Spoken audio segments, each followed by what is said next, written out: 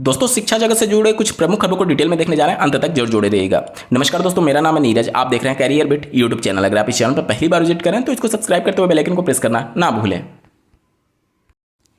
जैसा कि कल के डेडिकेटेड वीडियो में मैंने आप सभी को बताया था कि आज के न्यूज़पेपर में इस तरीके की खबरें आपको देखने को मिलेगी। अगर आप केवल हेडिंग पढ़ेंगे या फिर उत्तर प्रदेश के बाहर के राज्य के अभ्यर्थी या फिर लोग इस खबर को देखेंगे तो पहली नज़र में उनको यही लगेगा कि विधानसभा चुनाव होने में लगभग 6 महीने का वक्त बचा हुआ है और 6 महीने में 1 लाख लोगों को सरकारी नौकरी देने की बात की जा रही है। जबकि अगर आप इस न्यूज़ आर्टिकल में अंदर पढ़ेंगे तो कल के डेडिकेटेड वीडियो में जो मैंने आपको बताया था कि जो ऑलरेडी एडवर्टाइज की गई भर्तियां हैं उनमें केवल नियुक्ति देने की बात की जा रही है। अब वो भर्तियां कोई 1 साल पुरानी है, कोई 2 साल पुरानी है, कोई 3 साल पुरानी है और उसी में नियुक्ति देने की बात की जा रही है, जो कि 6 महीने में इन सभी भर्तियों में नियुक्ति देकर के भर्तियां कंप्लीट की जाएंगी। तो ये कोई नया पद नहीं होने वाला है, बल्कि जो ऑलरेडी एडवर्टाइज की जा चुकी है उनमें नियुक्ति देने की बात हो रही है। ठीक है, चलिए।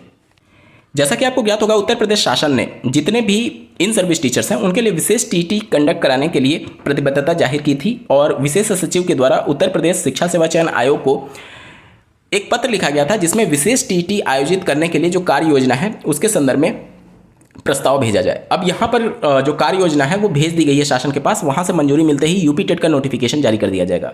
अब क्या कुछ बदलाव होगा नॉर्मल यूपी टेट में और इस वाले यूपी टेट में, तो इस आर्टिकल के अनुसार कोई भी बदलाव नहीं होने जा रहा है। जो एलिजिबिलिटी यूपी टेट की होती है सेम स्पेशल यूपी टेट की भी होगी और जो पेपर का पैटर्न होगा वो भी वहीं रहेगा। जब सब कुछ वहीं रखना है तो फिर अलग से स्पेशल टेट कराने की क्या जरूरत है। ये मामला निश्चित तौर पर कोर्ट में जाकर के फंसेगा ही फंसेगा। जिस तरीके से पंजाब में हुआ उसी तरीके से यूपी में भी हो सकता है। तो क्यों रिस्क लेना, जब सब कुछ आपको सेम ही रखना है तो फिर स्पेशल टेट क्यों करा रहे हैं। अगर आप एनसीटी की गाइडलाइन देखेंगे तो साल में 2 बार टेट कराने की बात कही गई है। साल में 2 बार ना सही, लेकिन यूपी टेट में अगर आप पीछे पैटर्न देखेंगे तो 1 साल 1.5 साल में वो एक बार यूपी टेट का आयोजन कर ही देते थे। तो जब आपको 1 साल 1.5 साल में यूपी टेट का आयोजन करना ही है तो ये स्पेशल टेट कराने का कोई औचित्य ही नहीं है। वैसे भी एनसीटी के द्वारा स्पेशल टेट का कोई मान्यता नहीं है। भविष्य में जाकर के अगर इस टेट के आधार पर नौकरी बचा भी ली गई, लेकिन अगर ये शिक्षा मित्र या फिर अन्य कोई अभ्यर्थी कोर्ट चला गया कि इस टेट की वैलिडिटी किस हिसाब से तय हो रही है, एनसीटी ने इस प्रकार का कोई भी स्पेशल टेट के बारे में जिक्र नहीं किया गया है, ऑलरेडी हाईकोर्ट ने इस पर रोक लगा दी है पंजाब में, तो फिर ये क्यों कराया जा रहा है। और निश्चित तौर पर इस पर एक बार पुनः विचार करने की आवश्यकता है कि जब सब कुछ आपको वही रखना है, पैटर्न वही रखना है, पेपर सिलेबस वही रखना है, एलिजिबिलिटी वही रखना है, तो फिर स्पेशल टेट कराने का मतलब ही क्या रह गया। नॉर्मल यूपी टेट कराइए जिसमें सभी अभ्यर्थियों को आप मौका दीजिए। आपका क्या कुछ कहना है कमेंट के माध्यम से जरूर बताइएगा। एक बार जल्दी से देख लेते हैं। प्राथमिक और उच्च प्राथमिक विद्यालयों में बिना शिक्षक पात्रता परीक्षा उत्तीर्ण नियुक्त शिक्षकों के लिए इसे सुप्रीम कोर्ट से अनिवार्य किए जाने के बाद प्रदेश सरकार के निर्णय के क्रम में उत्तर प्रदेश शिक्षा सेवा चयन आयोग विशेष टीटी का आयोजन करने को तैयार है। शासन के निर्देश पर आयोग ने इस संबंध में कार्य योजना भेज दी है। आयोग 2, 3, 4 जुलाई को सभी के लिए यूपी टेट का आयोजन करा चुका है। इस कारण उसी आहर्ता और उसी पैटर्न पर केवल शिक्षकों के लिए परीक्षा कराने में उसे कोई भी अड़चन नहीं है।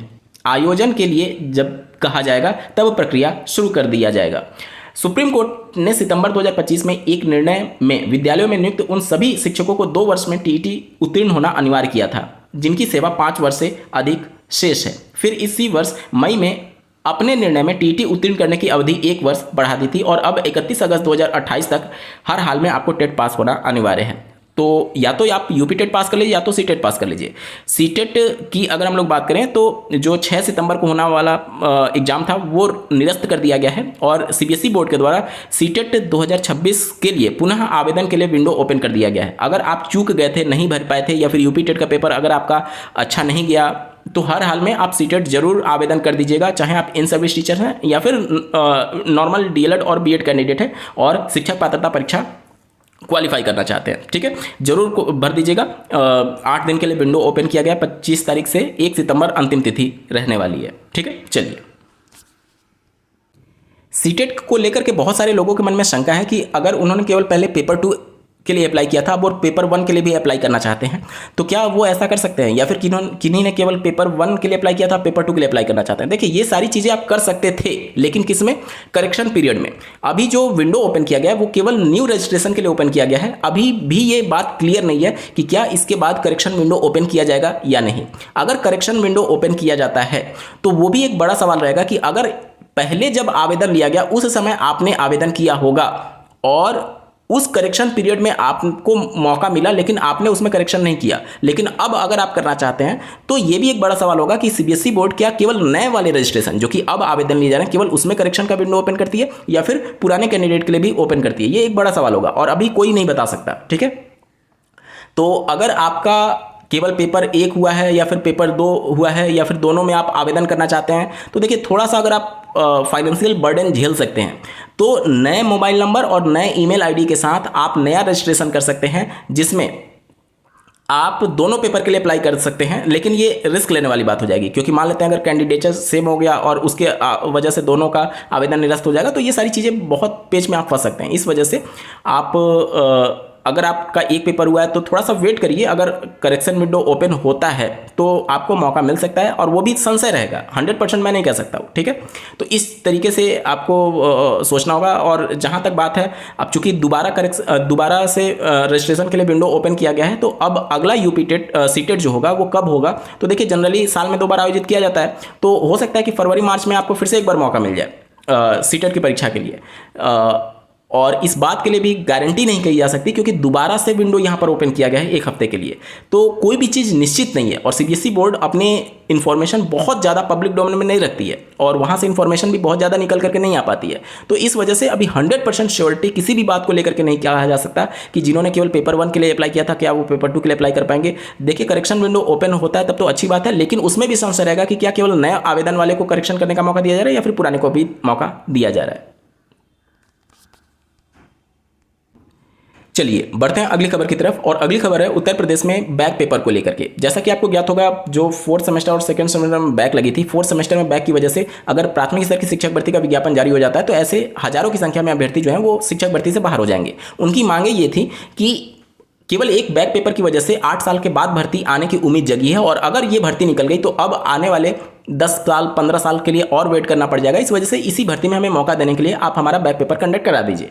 पीएनपी पर अभ्यर्थियों के द्वारा जब दबाव बनाया गया तो पीएनपी ने इस बात को स्वीकार कर लिया कि ठीक है हम बैक पेपर आपका करा देंगे, और वो भी कब, जब स्क्रूटनी का रिजल्ट घोषित हो जाएगा उसके बाद हम आपका बैक पेपर कंडक्ट करा देंगे। ठीक है, अब अभ्यर्थियों की मांग ये है कि जब बैक पेपर हो ही रहा है, स्पेशल बैक पेपर हो ही रहा है, तो सभी सेमेस्टर के बैक पेपर का क्यों ना आयोजन कर लिया जाए। उसी के क्रम में आप देख पा रहे होंगे बेसिक शिक्षा परिषद के विद्यालयों के लिए प्राथमिक शिक्षक भर्ती की आने की संभावना के बीच वह प्रतियोगी चिंतित हैं जिनका डिप्लोमा इन एलिमेंट्री एजुकेशन के द्वितीय और चतुर्थ सेमेस्टर में बैक आ गया है। ऐसे प्रशिक्षुओं ने बीते दिन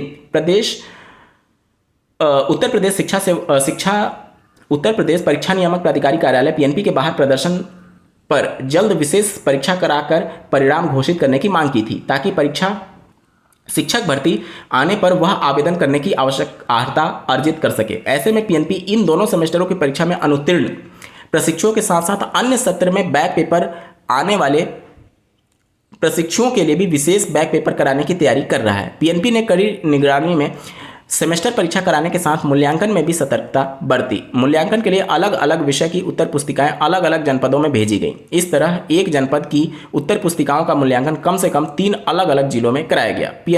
परिणाम घोषित किया गया तो द्वितीय और चतुर्थ सेमेस्टर की परीक्षा में बड़ी संख्या में प्रशिक्षु अनुत्तीर्ण हो गए। पीएनपी के जो सचिव हैं बैक परीक्षा आयोजन के लिए बैक पेपर वाले प्रशिक्षुओं की सूची तैयार करा रहे हैं। जल्द आवेदन प्रक्रिया शुरू कर परीक्षा की समय सारणी जारी की जाएगी। तैयारी इस तरह की जा रही है कि सितंबर पर परीक्षा कराई जा सके।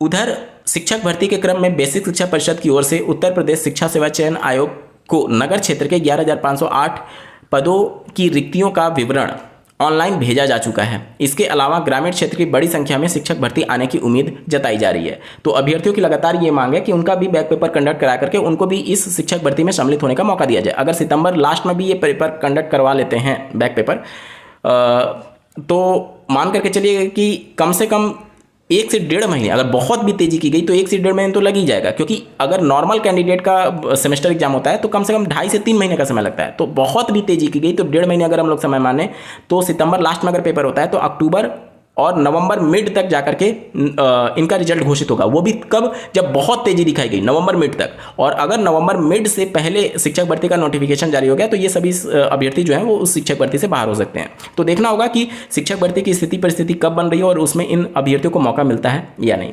आज के वीडियो में बस इतना ही। ऐसे ही महत्वपूर्ण अपडेट के लिए चैनल को सब्सक्राइब करना ना भूलें। इस वीडियो को देखने के लिए आपका बहुत बहुत धन्यवाद। भगवान करे आपका दिन शुभ हो।